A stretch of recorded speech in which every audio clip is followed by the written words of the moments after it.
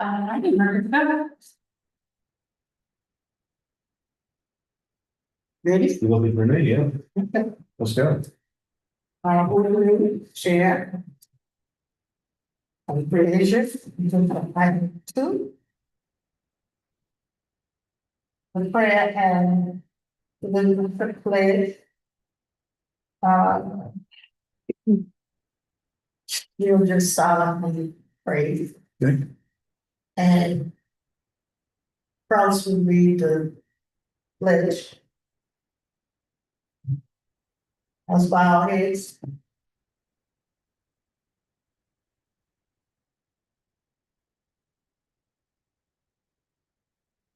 Amen. Man. And then, you're gonna do it? Sure. There you go.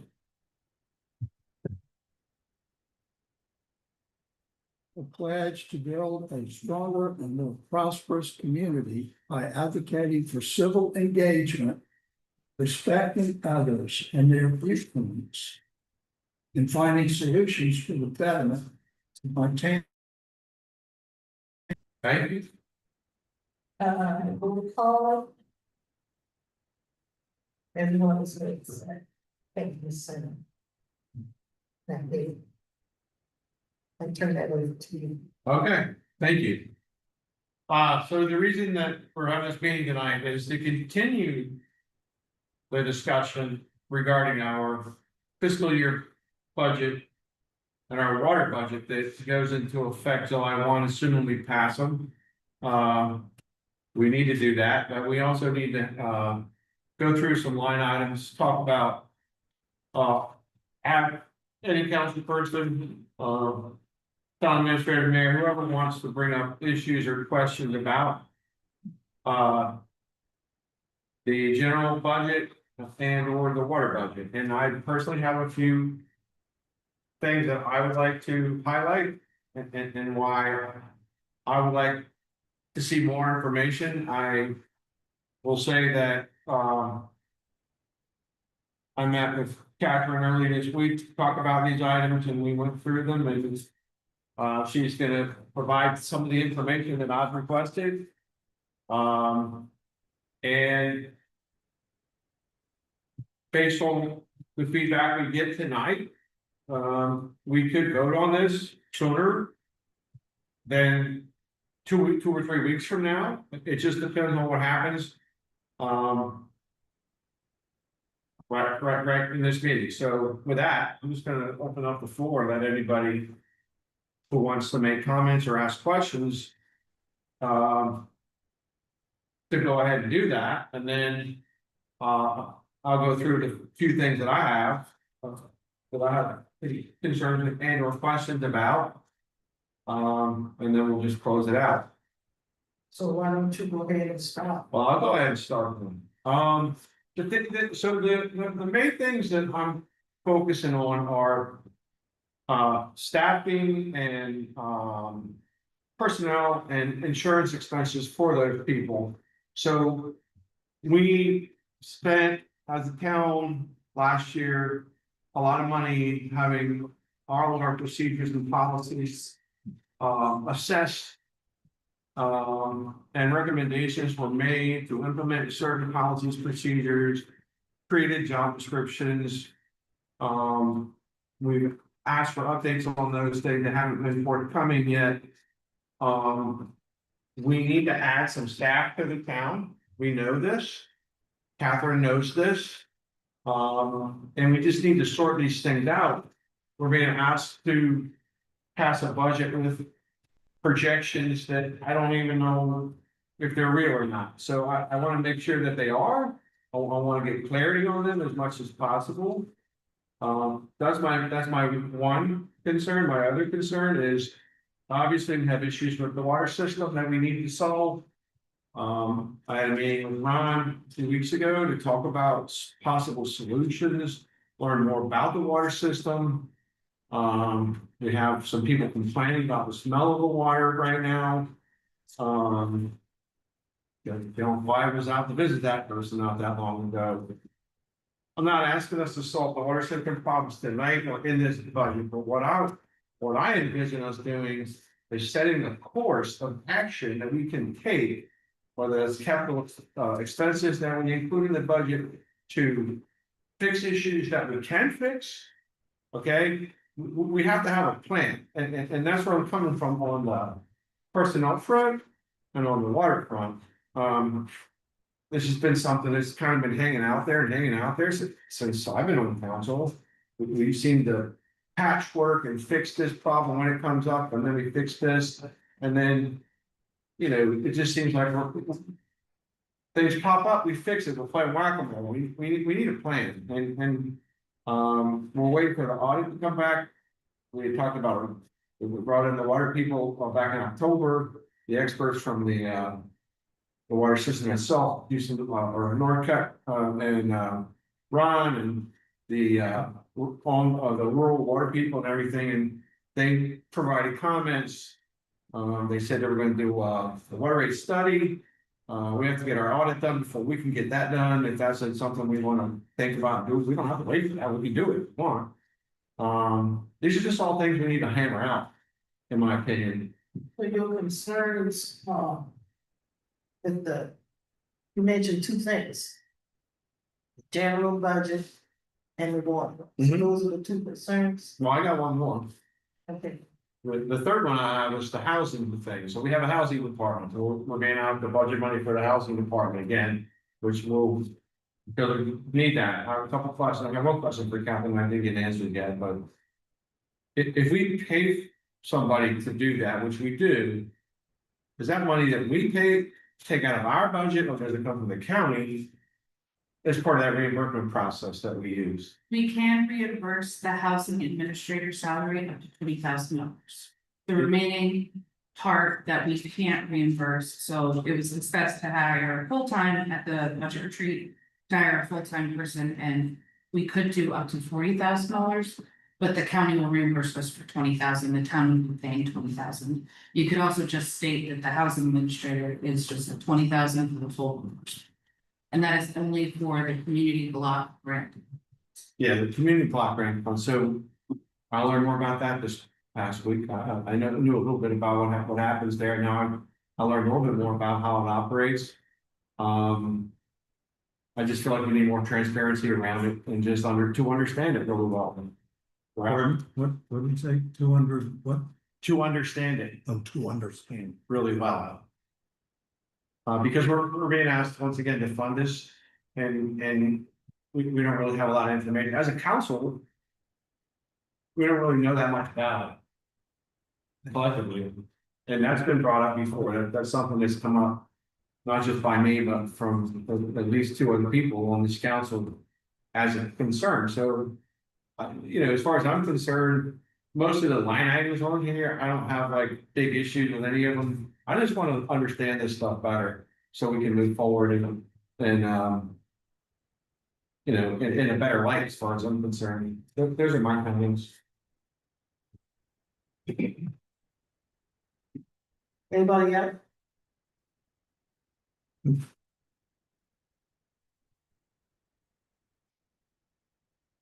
But I can't, No, I'll wait. I was just gonna ask I when, talk a will we- lot. I was gonna say, when do you think you'll get the job descriptions? I've been meaning to send them out and send them out to Paul for review. And we made some tweaks, and I just need to send them out to council. They have been completed. The personnel handbook is currently in legal review.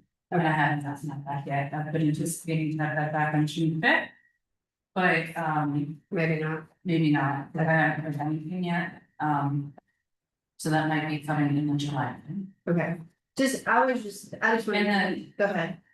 the person for the job descriptions, it was a combination of what the MRB did provide. And other jurisdictions and the municipal association, based off of my assessment of what is needed in providing certain job descriptions. I just picked and choose from them. I have a question about that. So there would be the job title. Then there would be a description of duties and responsibilities associated with that job title. I assume it would also include qualifications for a Yeah. successful candidate. And would also include, pay aspects of both hourly or salary and benefits, and whether they're full-time. And you expect them to be on the state retirement system and state health plan, or if they're part-time, and I believe they're not eligible for any benefits, they're just part-time, correct? Part-time, they would not be eligible for health insurance. They could opt in to be part of the retirement system if they wanted to. It is not mandatory for them to join in if they are part-time. If they are full-time, it is mandatory that they join the retirement system, but it is still optional for health insurance. The job descriptions currently do not include salaries, as I was slightly waiting on the budget to go through for those. And it doesn't have the exempt or not exempt status at this time. I can add that.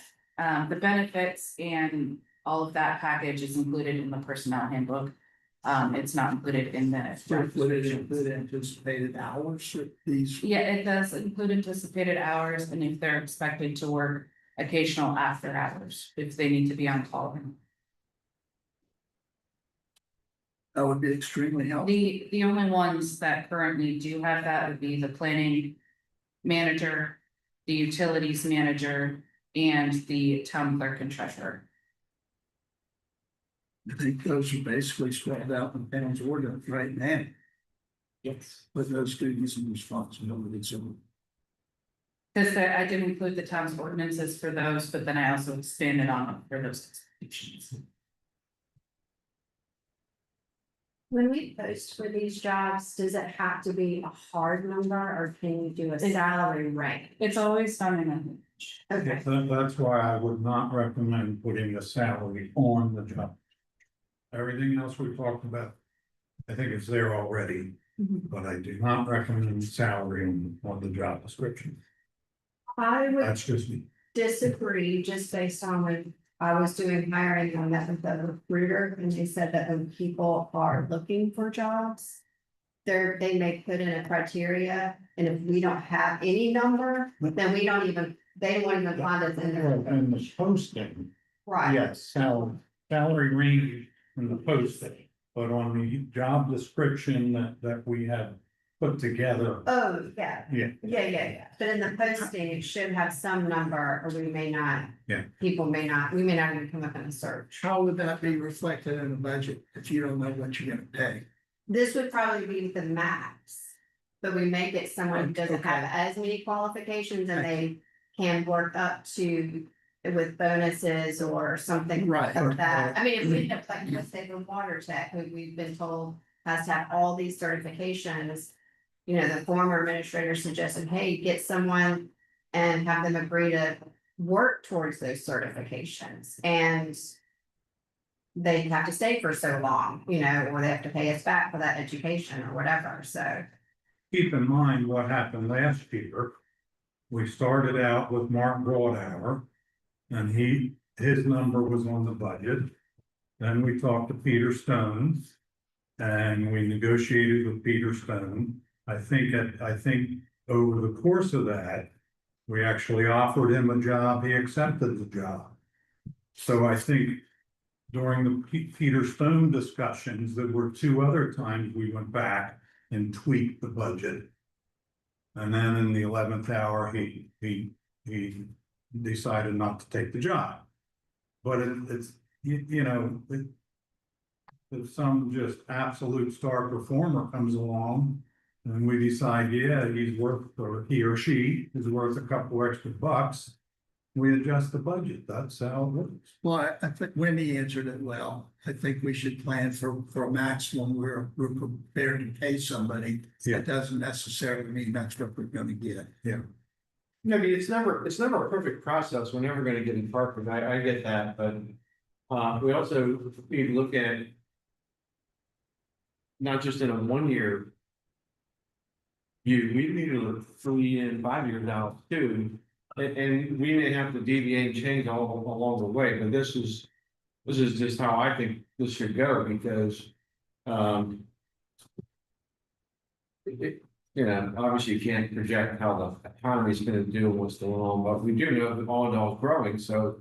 The tax base is increasing, so the revenues will increase, so we do know that, we just don't. And yeah, I guess you can do the math on, but anyway, the point is, we just have that, I'm just asking for us as a council to have a stronger vision of what these things look like.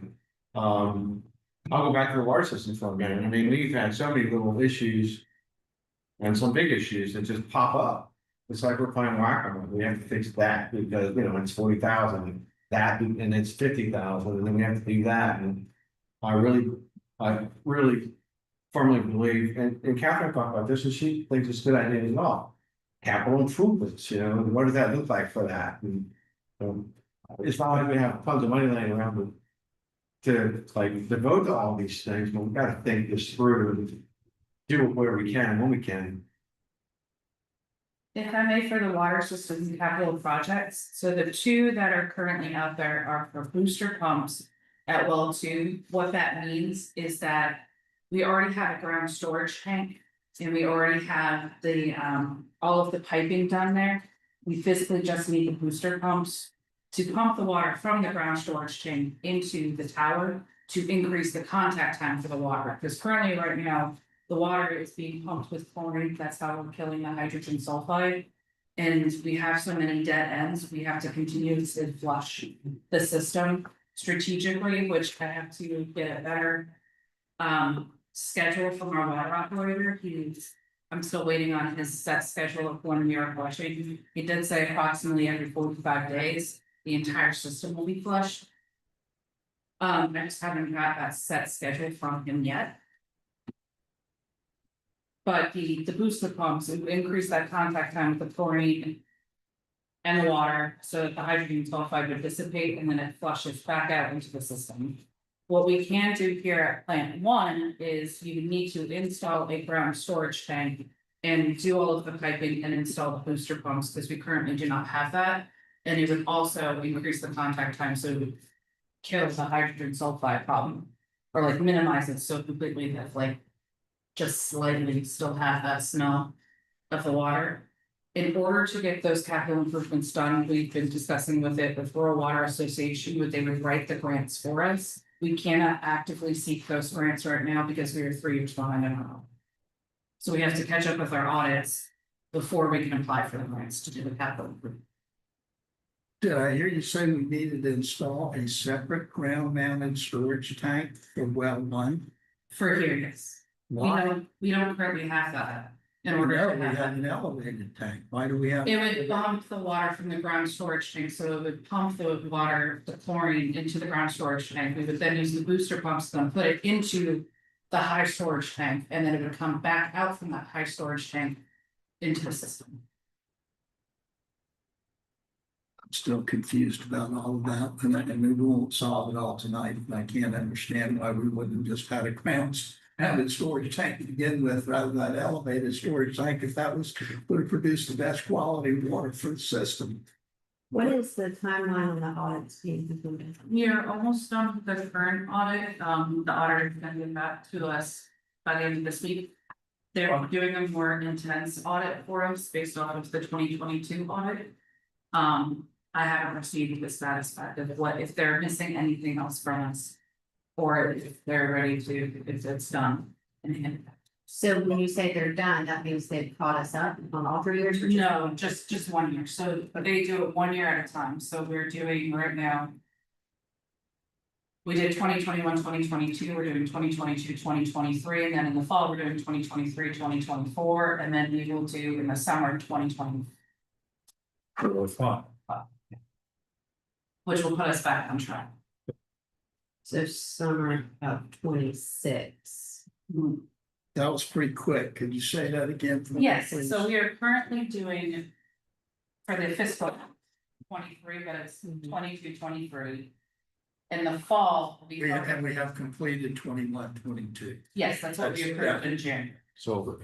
Right? So we're not gonna be able to write any grants until next summer. I think we can negotiate with Rural Water Association to start moving, because they understand that it's a problem with us. but we need to be further caught up on it. And I just don't know what that magic number is. I would just throw in on rural water. Our guy left or he got promoted, so now we have a new guy, so Yes. we're. There, Max got promoted Yeah. to the region, he's higher level region, so talked to him, the gentleman that was here in April. But our service area, William, he's been very responsive, he's responsible for doing, I've been coordinating with him on the water rate study. I need to provide him information to get that going, and, also does our consumer confidence report as well, and they also do our energy audits for the town. You know, Ron has stated, I've heard it multiple times, there, one well can handle the flow of water that we need for the town, that has been, right? Yes, the shallow, so- there's 3 wells, he's talking about the shallow well, Yeah. that's located also here on this site. Well, where I'm going with this is he, you know, he talked about the booster pump on well number 2 or whatever, It's two pumps, yeah, two pumps, right? Well, there's one booster pump at plant 2, and then it would potentially be one booster pump here at plant I 1. thought there was two. his cost to add that other one is like 150,000, right? That's what he's saying, round numbers, that's a strong estimate. And I think, I think it's something we should, and obviously we need money, and you can't submit the grant request, but. As fast as that gets done, we should submit that, because. I think that's a big part of. I think. The solution. It would solve part of it because plant 2 is not operational right now, but that's the one that has the most concentration of hydrogen sulfide, which is causing the smell of water. It's not operational because we found out that it has the highest concentration, so it only comes on if like we had a drastic emergency and the fire department is fighting. So it's not currently providing water to ratepayers? Correct. Because it smells. Not all the water, What? not all the water. Is smelly water, Right. because I know it's just, Yeah, it's up. There's Seems like- 300 and some people on it, there's a handful that are complaining about it. yes, handful. Well, there's some of us who aren't complaining about it that have had smaller waters since the beginning. And then there's some that aren't complaining that have smelling water. Well, and some complaints are coming in as a group, so it's one person for the entire area is complaining, and we've been logging every single one, so they've been off of, and they're all close to where their dead ends. So we've had some complaints at the dead end at Maxwell Road, off of Lions Road near Pembroke Terrace, off of the Hidden Reserve and Angelica Court, all in that area. It's all where the dead ends. could I have the floor for about 2 minutes? To discuss stinky water. Go ahead. Okay. I imagine. How many 100 years ago, when the Seawee Indians were sitting around their shell ring, eating their oysters, throwing the shell over their back, which is where the ring came from, by the way.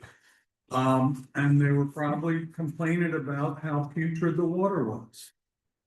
I mean, hello, we live within 20 feet of sea level. It's the nature of, it's in the water. Now, whether you pump it out of the ground with your well. Or the town pumps it out of the same water, out of the same ground with our well. That's the nature of Allendale and a lot of other coastal towns' water. Now, the good news is. We're not Somerville, because Somerville. Is telling people they need to boil their water because of the fecal matter count. Fecal matter count. Fecal as in feces, right? Now. That's coming. When we put. 800 plus more septic tanks in our ground around here. We're gonna be dealing with the fecal matter count in our water. But we need, when I talked to Heather way back when, it's a perception thing. Now, we know, please, Ken, I've got the floor. You do. That's Okay. why I haven't said anything. We know there are some, it's the water people call this an aesthetic issue, right? Our water is safe, it's not unsafe. It's an aesthetic issue. There are some people, we could throw, we could solve this problem if we just throw tons of money at it. We don't have tons of money, and I bet you will still be some people that smell the water. What Heather and I talked about is what we need to do is kind of a statement, and we're working on an FAQ sheet. This is, people have to have the right expectation, and the people that aren't complaining understand that our water stinks. We're gonna have a ton of new people that aren't from around here coming into town, and they're gonna be upset that the water stinks. Now, I blame the people that are selling in those houses for not disclosing this. And I'm gonna address that in that community.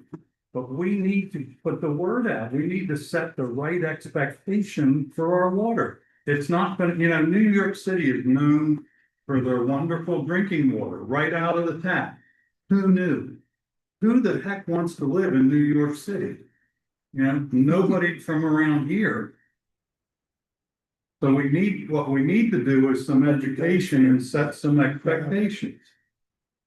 Go ahead. I'm done. I would just say That's a that, valid point. I would just say that, and I've shared this with Catherine. I don't recall having smelly water for the first 2 years I lived here. And then something happened when we brought on a new site. I remember we were having that discussion at council. Yeah. There was some discussion, and just to speak to the point of there's only a small group of people complaining, it doesn't matter if it's a small group or a large group. They're citizens of this town, and unless we plan to give them a discount, they should be able to enjoy their water just like the people who don't have smelly water. I mean, it is really inconvenient when you have guests coming, and it's always when I have guests coming that my whole house smells like rotten eggs. And I accept that because I live out here, right? But that doesn't mean that we shouldn't put forth every effort to correct it, regardless of how many people are complaining. And I haven't been sending an email every time I have smelly water because I know we're taking steps to do that. Citizens who are choosing to do that, that's within their right to let them know. Yeah. They're not satisfied with the level of service. I agree. Catherine sent me some samples of FAQ sheets that Mount Pleasant has, that Charleston Water has. And they talk about the hydrogen sulfide, but they address it as it's created in the pipes in the house.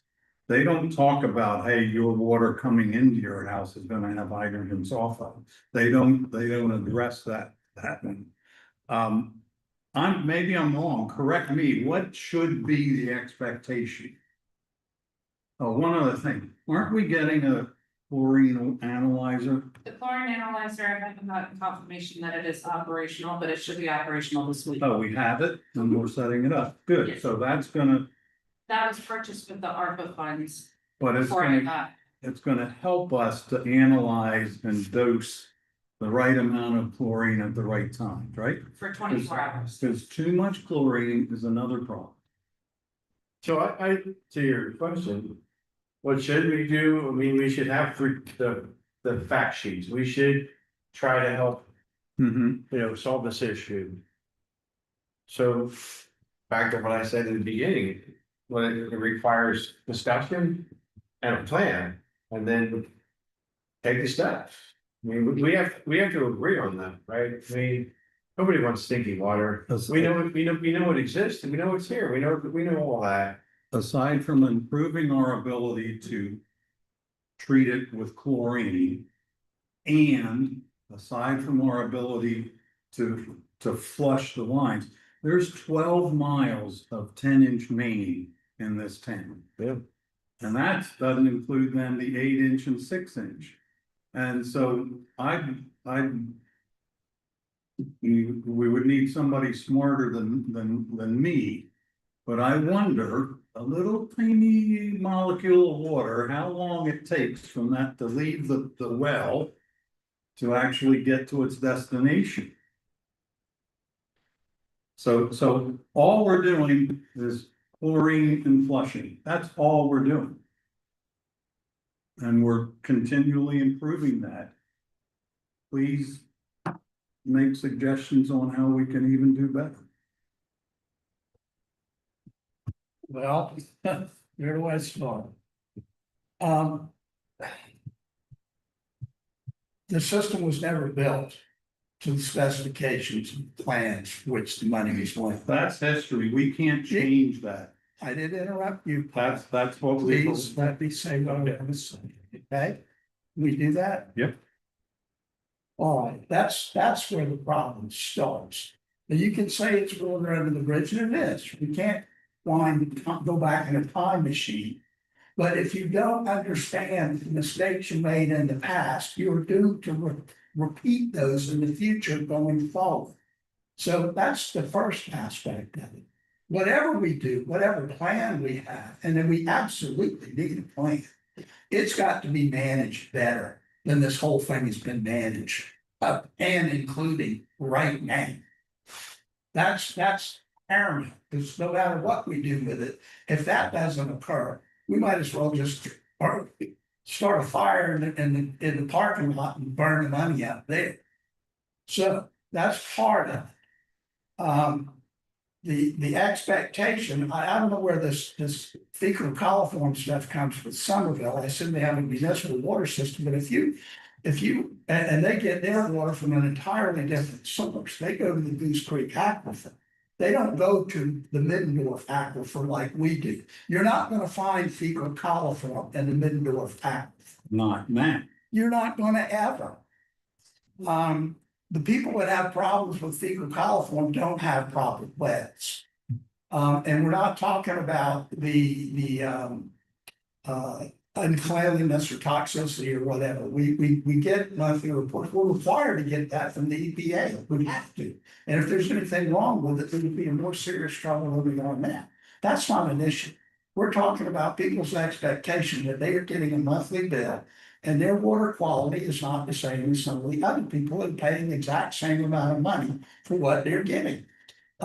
My solution would be, you'd be much better off with your own deep water well. And if you had a problem with too much sulfur, whatever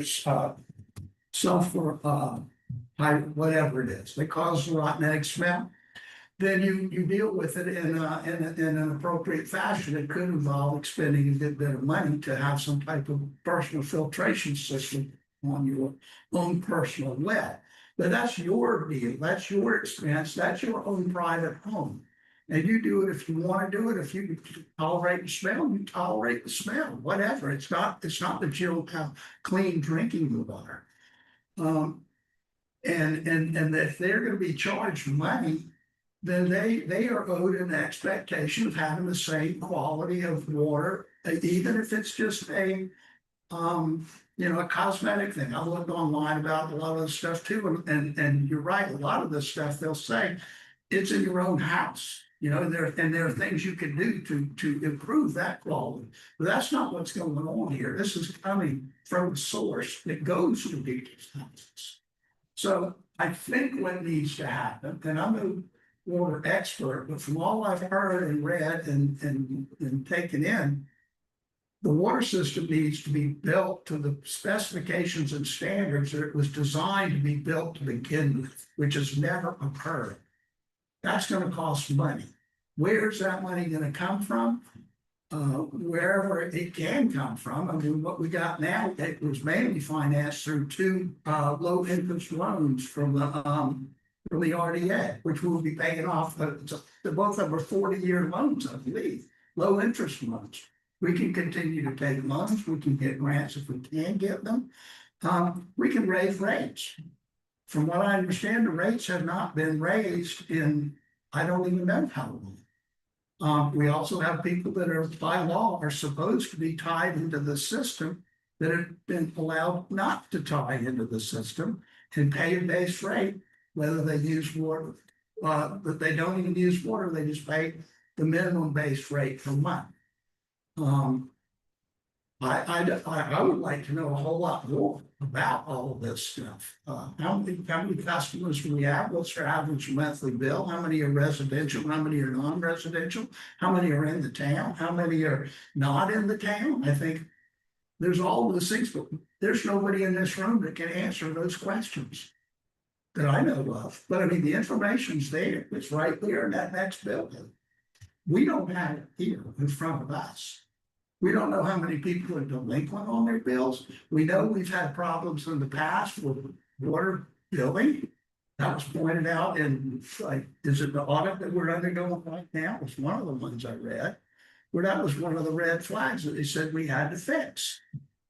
So there are all these things that need to happen, and we need to have a comprehensive plan to address it. We can't just keep bumbling along and expecting things to get better. So I agree with Frank. We need, and the way to probably to make that work would be a capital improvements plan for it. I don't know. We don't have a capital improvements plan for any of the capital assets in the town. And this building, the park, those are our three biggest capital assets. Is this water system, this building, and its grounds in the park. Nothing for any of that. I mean, we should have a capital improvements plan. We don't even have an operations and maintenance program for our capital facilities. This building sat for who knows how long. It just went to rack and ruin. But we were lucky enough to get some money from the federal government, those strings attached, that we were able to fix some of the things here. We need to have that in a budget. That's what most, I mean, do you not do that in your own personal budget for your home, your business that you're involved in? I mean, you know, you go on like, oh golly, the air conditioner's broken. What am I gonna do now? Well, I need a new roof. What am I gonna do now? Gotta paint the house. You know, we need to plan for those types of things. Yes, I do have one. I think you asked me a question, but I refuse to allow myself to get bogged down in analysis paralysis. At some point, you need to just to go forward on with the information we have. Well, I'm not saying we don't. In fact, we have to have a budget. Or that's gonna be big trouble. But I'm saying that what we've been doing is not acceptable going forward. Okay. And whatever conclusion that we come to adopt a budget by July 1, or I guess the last day, June 30th, we have to have a budget adopted. We can be even in more trouble, not to mention the audits that haven't been done and other problems that the town has. I'm not prepared to let that be the end all be all till next year.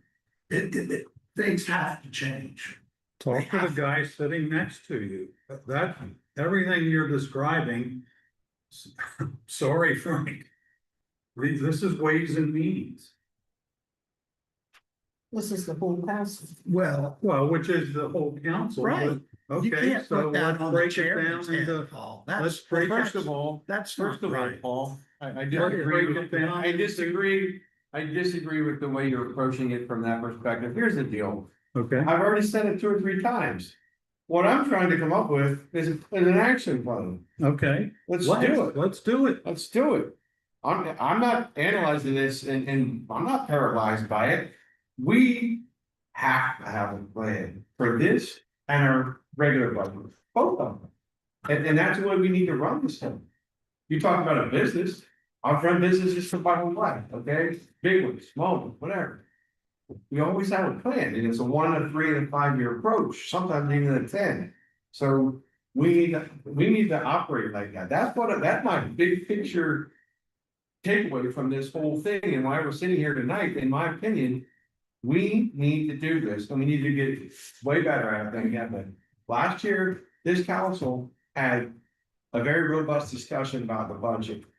It was the most robust discussion I've heard since I've been on the council. This is my 4th year now. So now we're digging in even deeper. It's necessary. Go ahead. I would propose step 1 for whatever plan we come up with is hiring the utilities manager. In the hopes that we can have a transfer of knowledge between that person and our current knowledge of water to draw and do something like that, but Catherine, what's keeping us from posting the job? The budget. No, because I currently have in the budget for a utilities manager. Like in the proposed budget for $80,000, I believe, no, 70,000. Where is that? Under the water fund expenditures line item number 2, utilities and public works. But if It was discussed at the budget retreat to have it, so in order to kind of move forward with it, I've been waiting to post the job because I haven't known. At first reading, I got split up into 2 ordinances and I haven't heard a discussion from the council to move forward until May 20th. But if we know After- we're gonna post with a range, even though this number hasn't been confirmed. Couldn't we go ahead and post it, knowing we're not gonna hire someone before July 1st? I mean, just the reality of getting it posted, setting up interviews and all of that. Knowing we may even have to tweak that number. If we had someone who was super overqualified, which would be my hope, but not my expectation. Why could we not just go ahead and post it with a range? Because we're not setting in stone, this is exactly what you're gonna get paid for. I mean, because every time we keep coming back to this, the first thought I have is, well, then we need to hire that person. We need to stop relying on our contractor. And I would like to see us maybe take that step if possible. We can, this is the first that I'm hearing. Oh, yeah, That's absolutely. Directed to go through it, which is why I haven't done. I mean, does anyone have an objection to go ahead and posting? Maybe you could send that specific job description to all of us. And we could look at it and make a decision in the next few days, if anyone, I mean, I wouldn't even know how to tweak that job description. We even talked about the funder position and posting that as soon as possible as well, right? It's not currently active, right? You know, right, so. Yeah, I think we need to use both of them, to be honest. Well, I think we should get some feedback from Houston Northcutt. And then see what. Because they've been working with us for the longest and Houston Northcutt knows a lot about the water quality and what's what. So we could ask him to help us.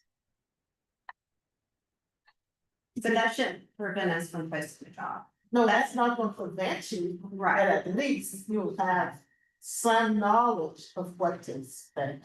absolutely. I mean, but those Yes. two things can run in parallel paths. I mean, that one should not be holding up the other, knowing whoever we hire is going to have to talk to those 2 entities and get like, hey, give me as much background information, and I hope they would be willing to do so. They are. Houston Northcutt. But that shouldn't keep us from moving. All family ranges family.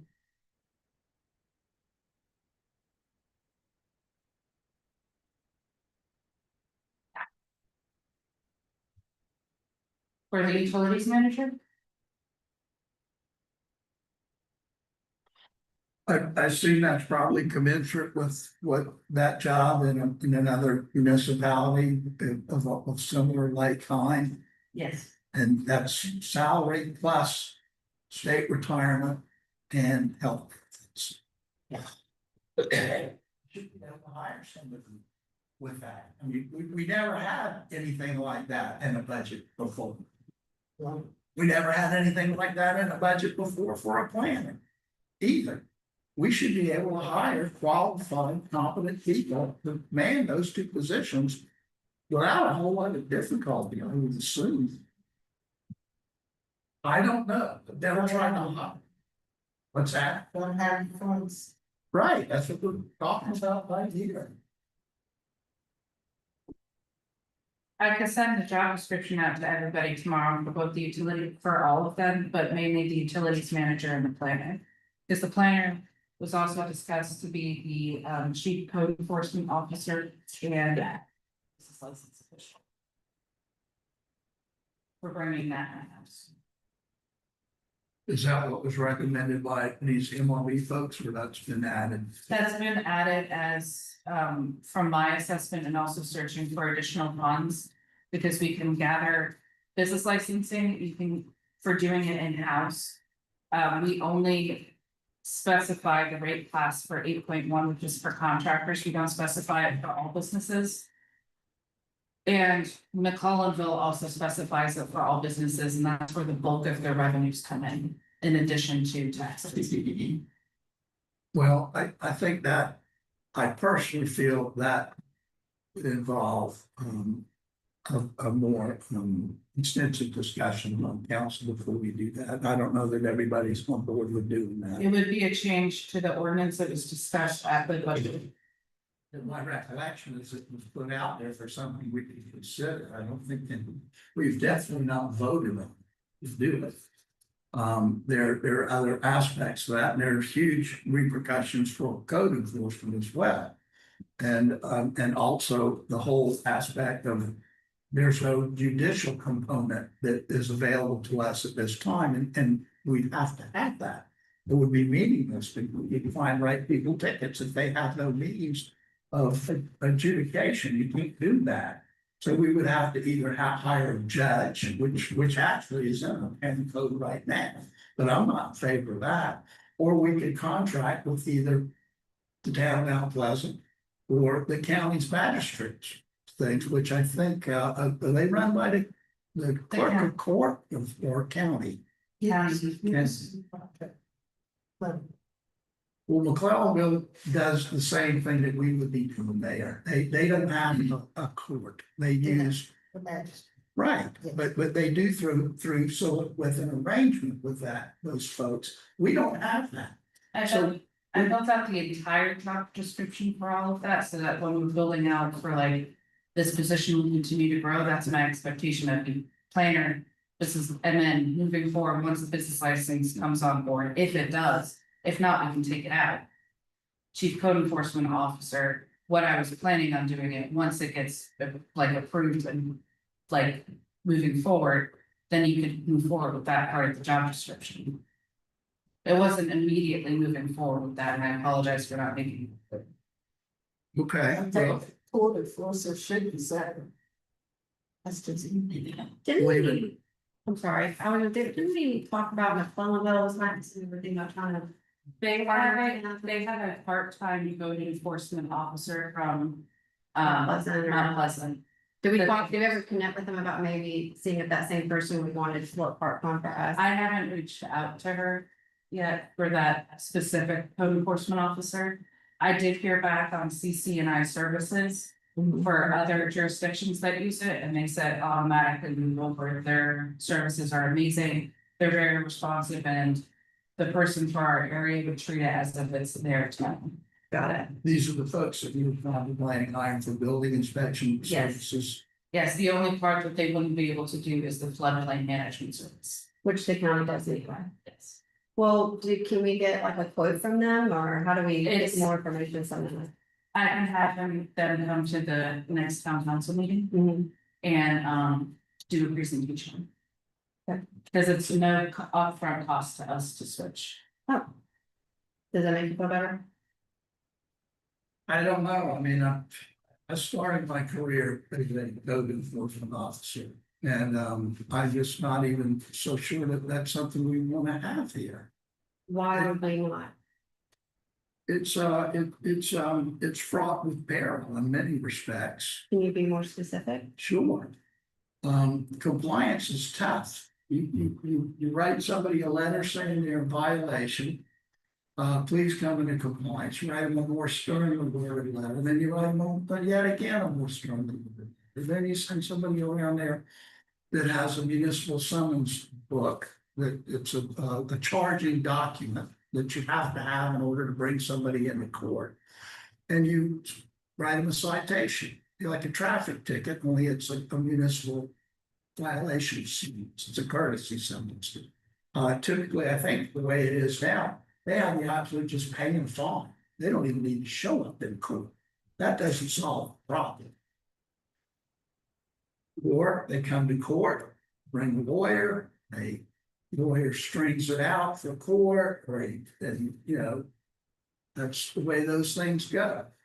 Time passes, things get complicated, or more so. When we don't have our current legal counsel has already told us they do not do criminal matters.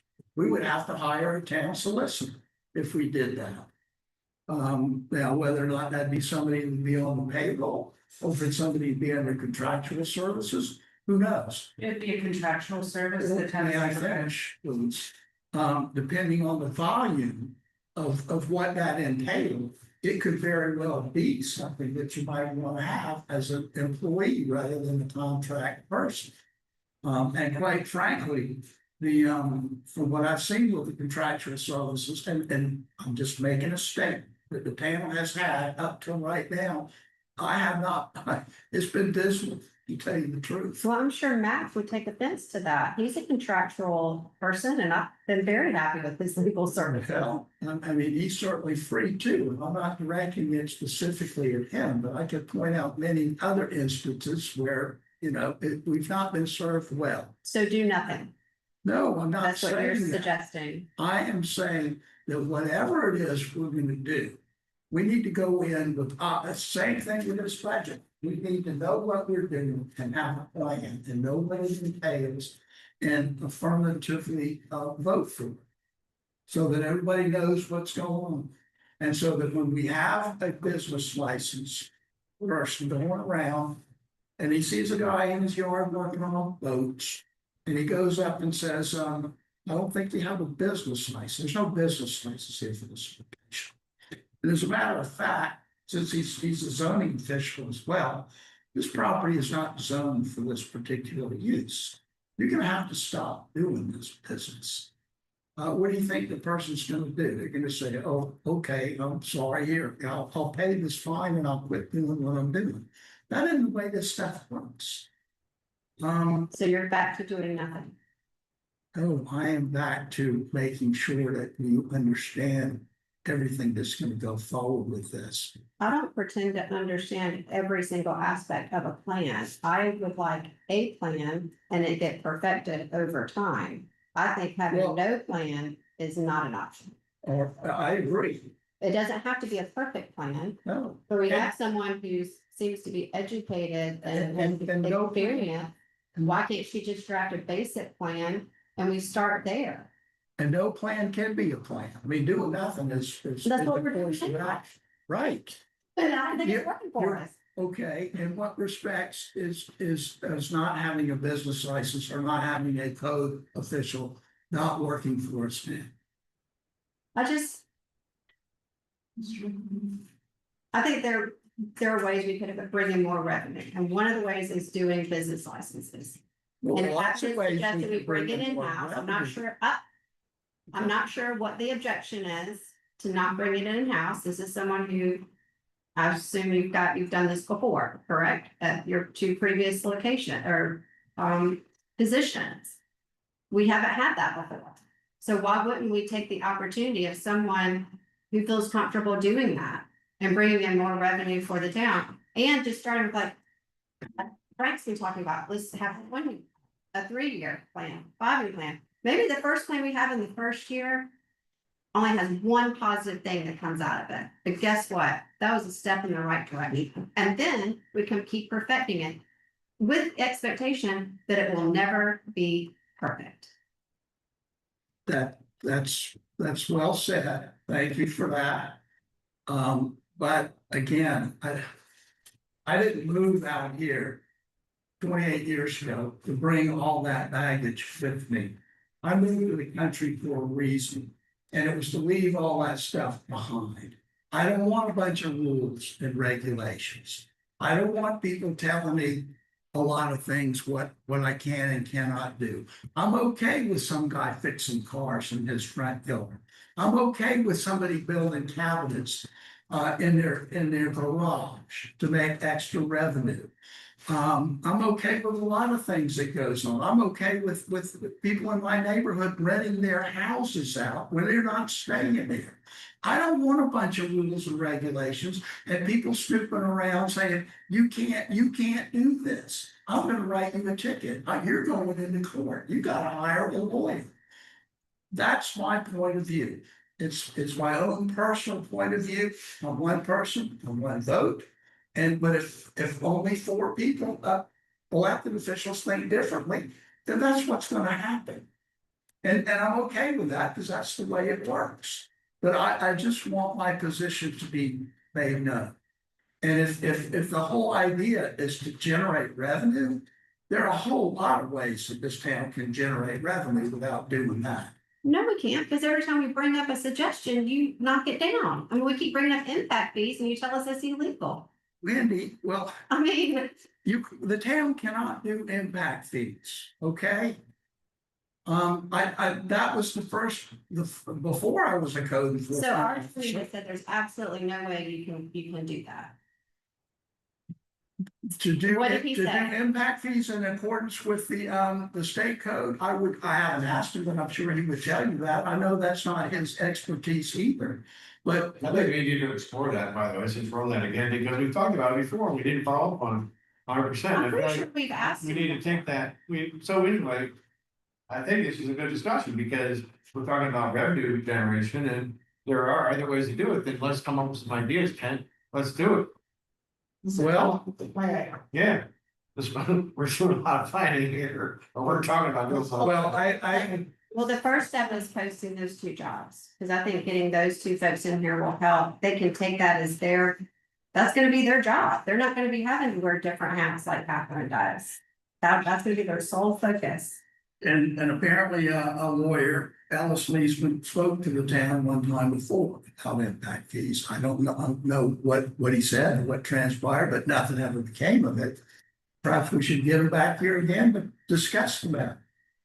I'm kind of thinking that he was saying, it's not right for you, you can't do that. The whole idea of an impact fee is to make new development pay for itself and not put an undue burden on the existing infrastructure that's been paid for by the people that live in the area. And there's nothing here that's been paid for. The water system, The water system was paid for with low interest loans. I'm pretty sure I write a bill every month that keeps it going. You do, So I do pay for it, and it is a burden you if do. it's gonna put a stress on the you system. do, but so what you would like to see is the existing water system expanded to serve new growth that it doesn't serve already? It's going to have to. There's 800 homes that's been approved. That wasn't up to me. Wendy, We wait, have to wait, make sure wait, the wait, water wait. system The can support impact, the those, homes that have already been those approved. impact fees will not pay to take it to those residential subdivisions that have been approved. The developer pays for that. The town does not pay for that. I So we understand the can't, town doesn't pay for we, that. we can't charge a developer to run that water from those 10-inch lines you're talking about, Paul, to serve their subdivisions that they're gonna build. What we could charge impact fees for would be to spend those 10-inch lines further on down Door Road up to the northern part of town. And I will never ever vote for that. I don't know how you guys feel, but I'll never vote for that. Well, then, what plan are you gonna come up with?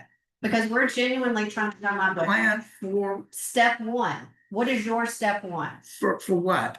For What- having a plan, the 1-year plan, the 3-year plan, the 5-year plan, for having a planner, for having a a utility person.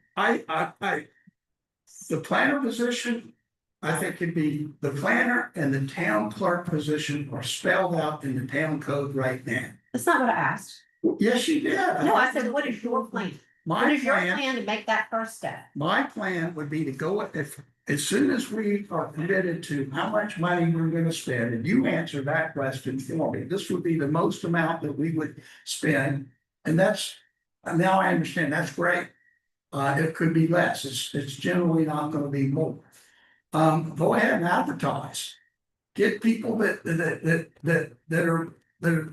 can do those jobs. The water guy, I'd have to go back and look and see what the town ordinance right now says are his duties and responsibilities. Or what y'all have come up with already. I haven't seen anything. I don't know what a water utility manager does. But it would seemingly be everything that has to do with our water system. He would be like the guy at the top, and if he needed any other people underneath to do various this, that, or the others that would entail to run the system and that would be his job. with respect to a capital improvements plan with the water system, I think we need to figure out exactly what needs to be done to put this water system into a condition to where it is operational from the original design that has never been built to. And get expertise to tell us, yes, that will solve your problem, or no, it won't solve your problem, or what can we do, what can't we do? What is it just gonna be, we have to tell people, you're gonna have to live with it. That's the way I would go about doing it, and then whatever it is, we formulate a capital improvements plan and work towards achieving that. What other aspects, would you say? The personnel stuff is paramount. The water system, is next. Just, other issues. I mean, we certainly don't have time to do this. But I would suggest going forward, there are many different ways you can do a budget. One of them, and I'm sure you probably knew this as an MBA person, you've heard of zero-based budgeting, correct? Yes. And what that is basically, it doesn't matter what you did last year, or the year before that. You just pretend that doesn't exist and start from scratch. Everything that you spend money on has to be justified. It's not because we spent it on this last year and we're gonna add a little bit to it. That's called incremental budgeting. And there are a number of ways people go about budgeting. I would like to go through a lot of these things line by line and say, what are these things? We don't even know what they. We did that at the budget retreat. Yeah, I mean, I've We've already already done done that. All right, what do we spend, travel expenses on? Who goes what, where, and how often, for how long? We asked Catherine to break that out. No, I mean, but down to who, do you know? Do you go anywhere, Wendy? You just suggested that we don't use last year's numbers to base it on next year's numbers. No, I said you start from the beginning to justify every expenditure. Do you spend money going anywhere for the town? Me Not neither, this year. me neither. Do you, Paul? I used the car. Yeah, okay. Well, how much money do we have in here for that? I don't know. Do you know better than that? Which, yes, what do we have, Catherine? 10,600, and it covers also, that line item covers my traveling expenses for going to conferences and continuing education. Okay, Are you gonna are you breaking those out for the budget, right? You know what that number used to be, Ken? but Probably up 3-4 times that in the past. Previous budgets. you know that for a I fact. do know that for a fact. Okay, so it's come down. Well, there, Wait well, where's it now? What is a it? minute. It's 10-4006, right underneath the breakout for the short term and insurance, and It's it's also it's in what? 10-4006. And 4,004 is travel and conferences. 4,006. So it's mileage, yes, sir. So it's $35,000 for the travel and expenditures. It also covers, the reason why it's also larger, so it's I'm looking. 10,004,004. 10-4004 at the very top, the general fund expenditures. It also Okay, I see covers travel and conference there, that's $35,000. it also Same covers, as last year. it also covers the annual meeting that all members of the council can go to, and that's probably the largest expenditure. Okay, well, how much did we spend last year on that? That's the kind of stuff I wanna know going forward. Well, it's on here. It is not on there, Frank. It says we budgeted this much for last year. We budgeted the same amount, the one that you just said. 10-4004, 35,000 last year, $35,000 budgeted this year. How much did we spend last year? Less than that, because not everybody went to Greenville last year and the January conference was canceled. So why, if nobody's using it, why do we need to have the same thing? Because You might wanna go this year? yes, I've been to several of them and I may go look at it. Okay, Well, you gotta budget for it. I mean, so if you don't budget for it, and it's not there, then you can't do it. 'Cause well then, that, you're making an argument why we should have it, and it's not too much money. Right? Say that again. I said you are making an argument for having that in the budget and that it is not too much money to spend. That's correct. Okay. So it's being justified. Because you also have to take into account if you hire someone who is lacking one particular certification, we have the money to pay for that. So it may not, may not be me and Paul are going to annual conference. This might also cover someone's continuing ed or Well, certification. well, even if it is that, Wendy, I'm thinking that should be a separate line item budget it is too. Because what if we hire somebody and we need to pay them to get that certification, but you and Paul do want to go to the conference? And it's all coming out of that same line item budget. There's not enough money to do all of it. Then we have that as a council topic. We cannot predict the future, No, we can't, but we but can. we're doing the best we can. But we, exactly. And that's all I'm saying. We need to try and do the best we can do. And if I may, Councilman Kraus, I do agree that it does need to be broken out more. I want to change the way that this does look. It will start changing No, next really. year. Like I stated that at the budget retreat. It will be different next year. We will have different ways of when we're producing financial statements where it states budget to actual. It will be stating that this year, it's just not happening. Well, it needs to start July 1. That's the goal. Yeah, I mean, it should be a goal. It should be, we do. What's the plan? Yes. And it really needs a different arrangement too. So for example, Yes. we've got under general fund expenditures. 4,000 executive expenses. It's got travel and conferences, 4,004, like you said, $35,000. To me. 4,000 executive expenses. To me, that says that 4,004 travel conferences is reserved for executive expenses only. It Yes. doesn't go to these other things. And we're not such a big organization that it needs to be reformatted. I would suggest it would be like, okay, travel and expenses, dues, subscriptions, whatever. Those are all be things that would go to all different people, not just executive or the planning or to housing or to whatever.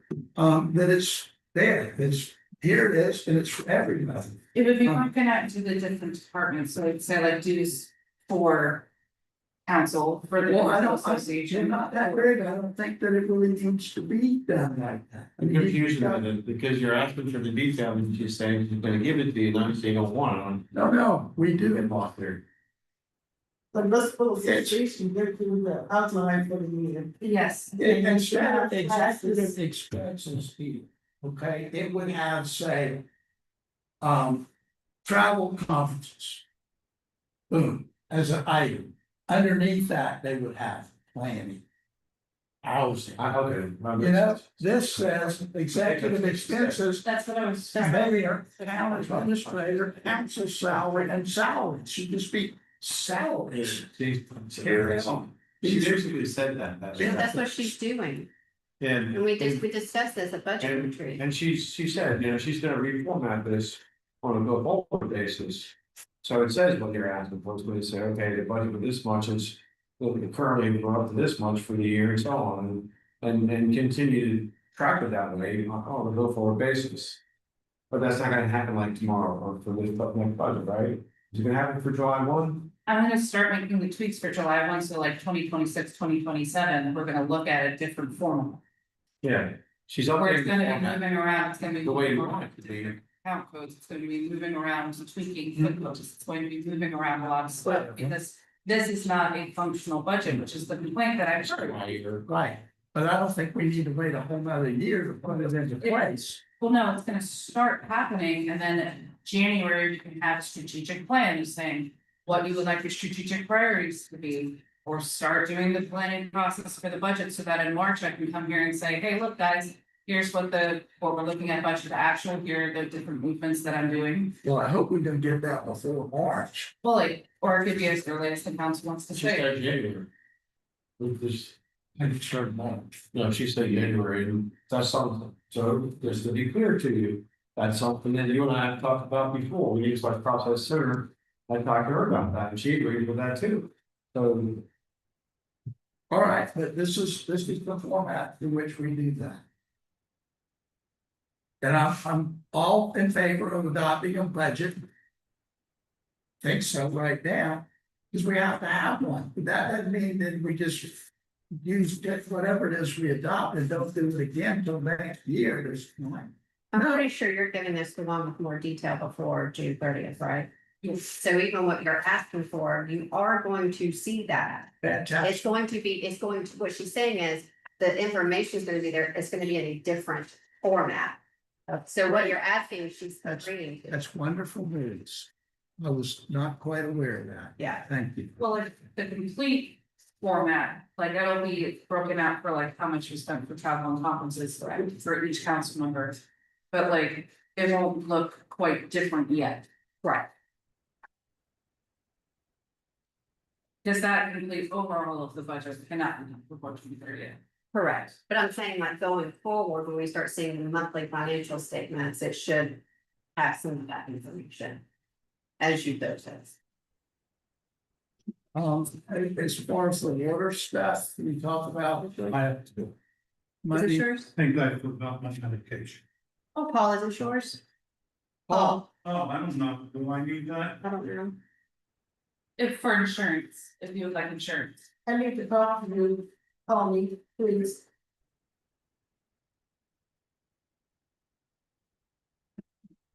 I think he's okay. With the water budget and money coming from the general fund going to the water budget, what are we gonna do about it? I'm not comfortable. For the moving forward or for the Yes, current moving budget? forward. for Moving this forward, budget. I would love to have the enterprise fund operating by itself. Well, I'm talking about this budget right here in my hands, that shows money coming out of the general fund and going into the water budget. Yes, because currently right now. Well, I know that. What are we gonna do about it? I'm not comfortable continuing to do that. We have done that since the water system became an entity. And we just seemingly just keep doing it year after year after year. And as Frank, all seem to agree, that we need a plan going forward, at the very least. And I don't know why it can't just be made self-sufficient. Starting July 1. I don't know, I mean, so, I'm sorry, not a lot of I shouldn't, but we talk about impact fees, we talk about fee rate fees, a lot of stuff. You can't use, Just stop for a minute, let me finish. Okay, you keep saying we can't do it, fine, we can't do it. So we don't have a solution yet, there's no solution. the solution, Frank, No, is for we- people that receive a service is to pay for what that service costs. Okay, so you're, Anything in your whole life that you do, are you expecting somebody else to Never. pay for it? never can, so, are you telling me between now and the end of the month that you want us to come up with a plan where all the water citizens pay What it costs for us to provide water, what is so weird about that Because concept? you have great plans, and great plans are expensive. That's why you have to go into the general fund to fix them. I'm not sure what you mean, man. What- Maintenance and repairs, when something breaks, right? Is that what you're referring to for the like Yes. repairs and maintenance? Yes, Well, then, now's the time to start up, put it in this budget for money to do that. And we fund it through the rates, the path the fund, when it comes that we need the money, there it is. Catherine, based on the audits, we can't do the water rate study until next year, correct? We can, I've been like pulling information that's needed for the water rate study, it's just taking a lot longer than if we had the audit. The water rate study will not be ready by July 10th. But we It'll be- can't raise rates without it.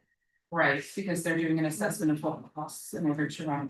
Are you, So we're doing- I'm not hearing. So we're required to have a rate study before we raise rates. Yes, You can't, that's the best part. you can't arbitrarily, we cannot arbitrarily. No, I heard that. You said one thing and she said another.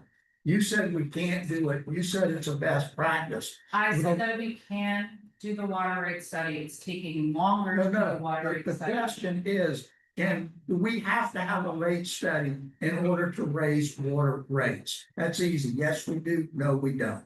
Is it legally required that we have it before we raise rates on the water? The only time that I've seen that the rates be increased is with the water rate study. I don't know if it's legally required, because I'm not an attorney, but every time that I've If seen that's it what we come. need to know. Let her finish, Matt. Okay, Let her finish. all right. Go ahead, Cassie. Not done now. I didn't hear you. If you could repeat that, please. The only time that I've seen the water rates ever increase is a rate study being done to it. It's not one before the other. Which, And I don't know if it's legally required to do it that way, because I've never heard it asked. but it probably does give you more standing to say you've got this I think it's report of evidence saying, so that you don't get taken to court for just arbitrarily. nobody's gonna arbitrarily do anything. You do that, you're in big trouble. All you have to have is a rational basis for doing things. All this type of stuff that we do from government, it has to have a rational nexus, a rational basis. What you do has to do what you want it to do. You can't say you're gonna do one thing and then do something else with the money. There has to be reasonable proportionality of whatever the exaction that you take, being money or whatever, plan, physical improvements to property that are required through your regulatory scheme has to have a rough proportionality to the people that are giving it, to the benefit that they receive from it. As long as those things are met, those are basically the constitutional and court requirements for that kind of stuff. I think we would lose because we don't have water that doesn't smell. I mean, Well, as just set us up to really get sued because we're gonna raise your rate, but we're not gonna fix the problem. So, As has been stated already, Wendy, that is not a requirement of the town to make your water smell good. Okay, it's not required. There's no regulatory requirement that says you do. If we're giving people water with fecal coliform in it, like Paul is, that's where you gotta watch out. Then you're in real trouble. But you don't have to do that. To raise the rates, what I think you could, and I don't even know what a rate study is, to tell you the truth. But it seems easy enough. We know what it costs, is gonna cost to run a water system for a year. Here it is, right here. Yeah, so All right, and we know how much water came out of those wells. Ron can tell you, take that 10 minutes. You divide it out, and this is how much a gallon of water costs. You use that, you use 10 gallons, whatever it costs, that's what you pay. well, why don't you work with Ron and get us that information? I did it with just sitting in a car before I came out here, and years I can tell, it'd probably be about $200 a month. Based upon what the EPA says is an average water use for a household, and I don't know if it'd be different. But it's basically, I know, but why don't you get with Ron, get the real numbers and present it to council? But the water rate study also includes is the cost to operate it, so the personnel, the software, the time. is that not in this budget number? It is currently in the budget number, so Yeah, the it numbers is. that you'd be looking, which is all of the expenditures in there, that's like Right. budgeted ones, but. We have to have a balanced budget, so the revenue has to equal the expenditures. So the revenue that you'd be looking for from the 5% from the general fund transfer is $102,849.27. In this current. Well, then that would just be, I'm talking about just overall. Well, but that is the exact amount that is currently budgeted for the transfer from the general fund. Right, so it could be done that way, where you just say, okay, the rates will be raised enough to cover it, so there's no more money out of the general fund. It could be, but the rates that are being charged aren't enough to fund the water budget even without the money from the general fund. I understand that, and that's why we're going to an expert. Which, as I've said, if you have. Whatever. Comes out of the web, he knows what it is, this is something, but we know. how much water is used to the user. That information is right there, next door in that building. You know exactly how much each user uses. You get a monthly bill. And then you say it's gonna cost this much money and for this much water. And divide it out. And then that's how much a gallon of water costs. And I mean, how can you get sued over that? This is the product we're producing, this is what it costs to produce it. This is what each unit of that service provision costs. You use this many, this is what you pay. You don't want to use that many, then you pay less. You use more, you pay more.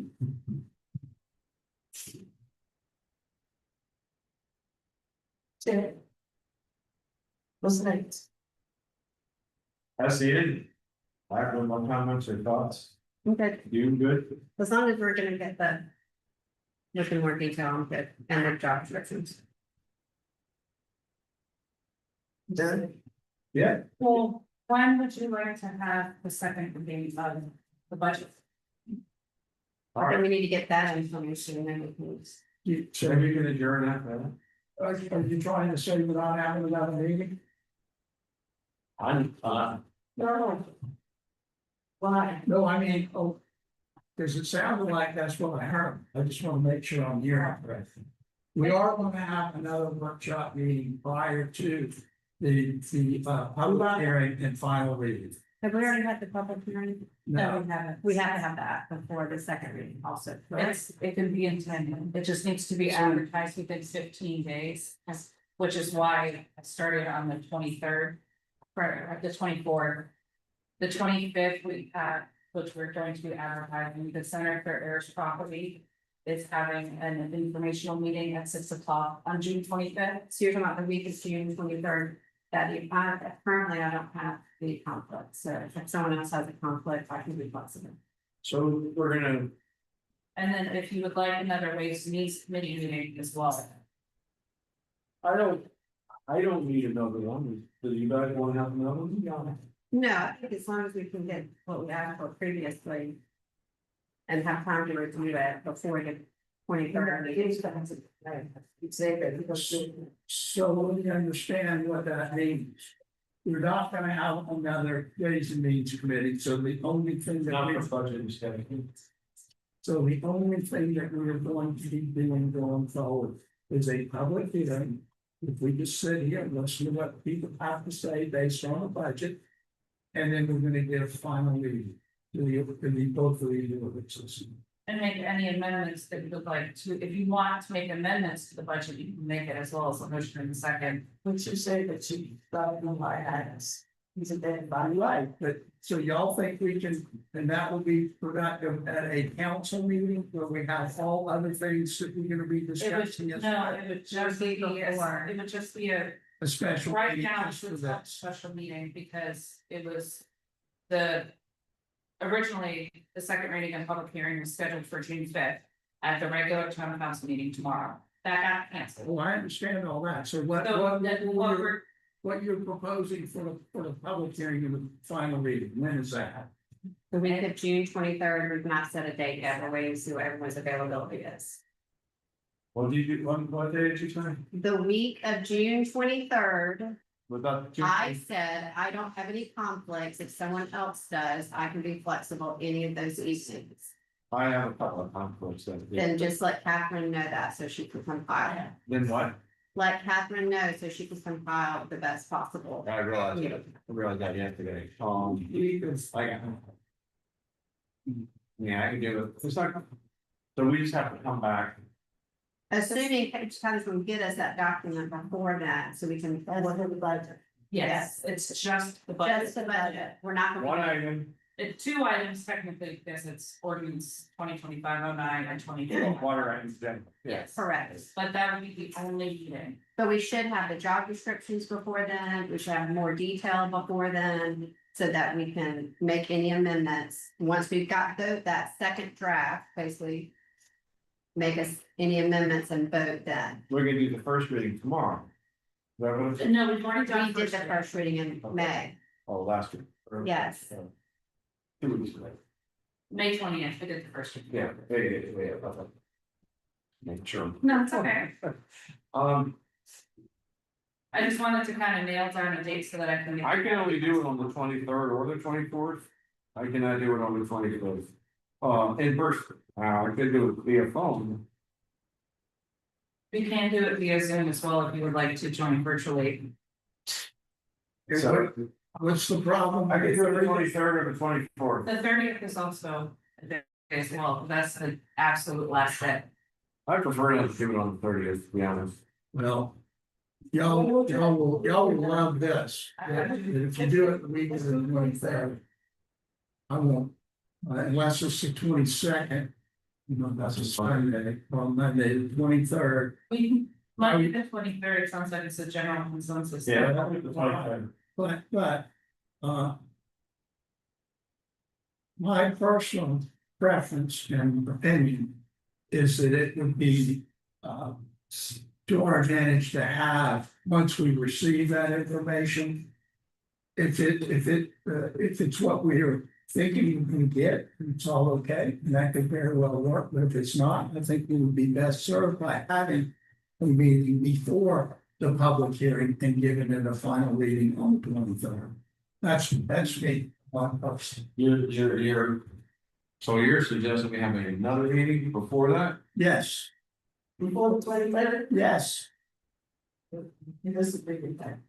okay, well, like I said, Mayor, one person, one vote. It's like I didn't have votes to do it.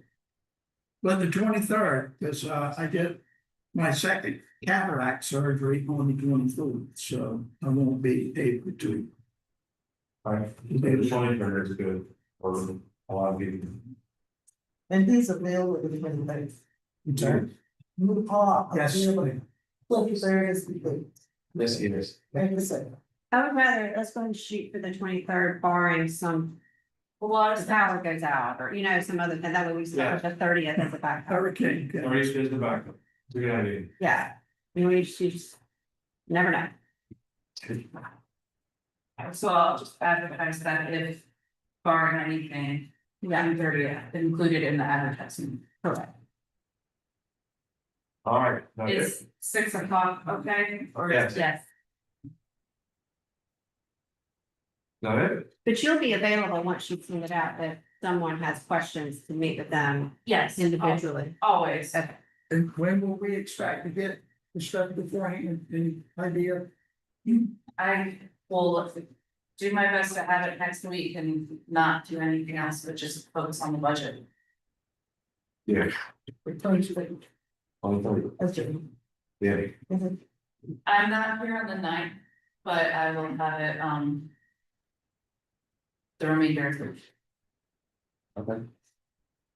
All right, this meeting's adjourned. Motion to adjourn. Do we have to make a motion to vote, Brenda? Yes. Make a motion? I think it's motion. to All in adjourn. favor? Aye. Aye. Opposed? Opposed? To adjourn? Eyes have it. Ayes have it. Good.